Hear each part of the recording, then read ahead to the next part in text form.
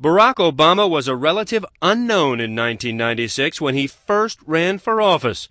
To win, he had to get around the 5-year incumbent, Alice Palmer. After losing a bid for Congress, Alice Palmer decided to try to keep her Senate seat. She would have been tough competition for a newcomer, but Obama planned to beat her before she ever got on the ballot. Will Burns was one of the volunteers assigned to challenge Alice Palmer's signatures. One of the first things you do whenever you're in the middle of a primary race or any race, especially in primaries in Chicago, you look at the signatures. Because if you don't have the signatures to get on the ballot, you save yourself a lot of time and effort from having to raise money and have a full-blown campaign effort against. And you guys successfully kept her from running. You also did your job on everybody else on that ballot. There are rules. I mean, if you don't have. But I know there are rules. Right. But let me be real cynical. The guy that registered 150,000 voters, the all-inclusive candidate, let everybody have their vote, make sure he's the only guy on the ballot in 1996. The rules are there for a reason. We have had multiple conversations with the Obama campaign about this story. In one of them, the campaign called this a rehash. In another, a hit job.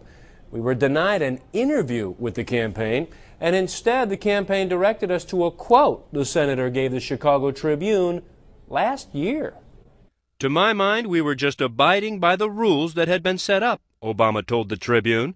My conclusion was that if you couldn't run a successful petition drive, then that raised questions in terms of how effective a representative you were going to be. But in that same Tribune article, Obama had this appraisal of that incumbent, Alice Palmer. I thought she was a good public servant.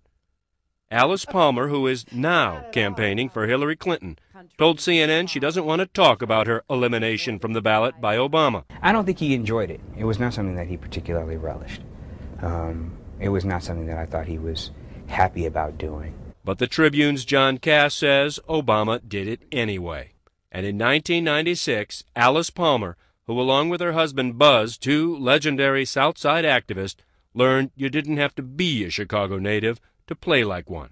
Here comes Barack Obama out of Harvard using political tactics of the machine to get rid of the Palmers and then calling himself progressive.